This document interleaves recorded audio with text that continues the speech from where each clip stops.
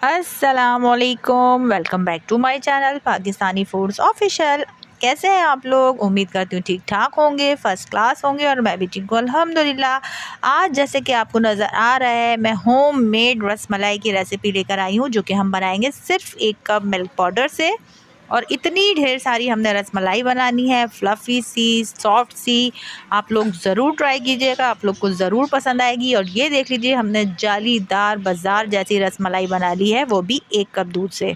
तो रेसिपी से जुड़े रहिए और देखते रहिए होममेड रसमलाई, वो भी मेरे स्टाइल में। चलें जी, बिस्मिल्लाहिर्रहमानिर्रहीम। सबसे पहले मैंने यहाँ 1 लीटर मतलब कि 1 किलो मैंने दूध ले लिया है। आप चाहें तो टेट्रा पैक भी ले सकते हैं। मैंने रेगुलर मिल्क लिया है, उसमें 3 अदद मैंने इलायची डाली है, हाफ़ कप मैंने चीनी डाली है और हाफ़ कप मैंने ड्राई फ्रूट्स चॉप करके ऐड कर दिए हैं। उसको अच्छे तरीके से मैंने पकाने के लिए धीमी आंच पे रख दिया है।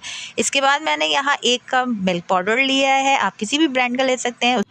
उसके बाद मैंने 1 टेबल स्पून मैदा लिया है और उसको अच्छे तरीके से छन्नी की मदद से उसको साफ़ करके मैंने ऐड कर दिया है। इसके बाद 1 टीस्पून मैं यहाँ बेकिंग पाउडर यूज़ कर रही हूँ। बेकिंग सोडा नहीं लेना है, बेकिंग पाउडर यूज़ करना है, जो कि हम केक बनाने में यूज़ करते हैं।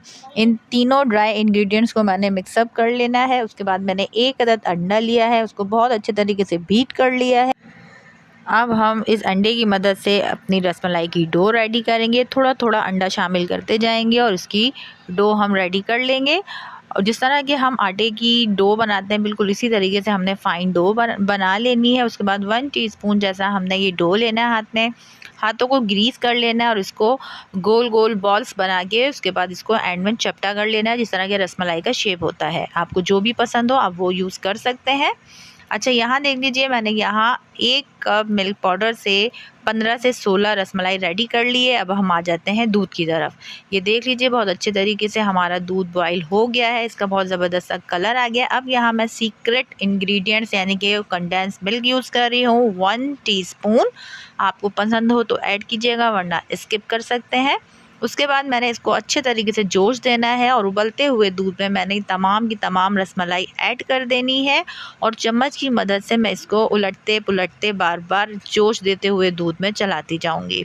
इस तरह से मुझे 10 मिनट तक इस उबलते हुए दूध में रसमलाई को उलट पुलट करना है और 10 मिनट में बहुत ज़बरदस्त सी फ्लफ़ी सी जालीदार हमारी रसमलाई रेडी हो जानी है। और आप देख लीजिएगा, ये साइज़ से दुगनी बड़ी हो जाएंगी। इसकी सबसे बड़ी पहचान यही है कि ये जो हमारी रसमलाई होती है, हम 1 टीस्पून डो से बनाते हैं और ये बहुत बड़े साइज़ की हो जाती हैं। और आपको मैं चेक करके भी दिखा दूँगी कितने ज़बरदस्त तरीके से टेंडर हो गई है।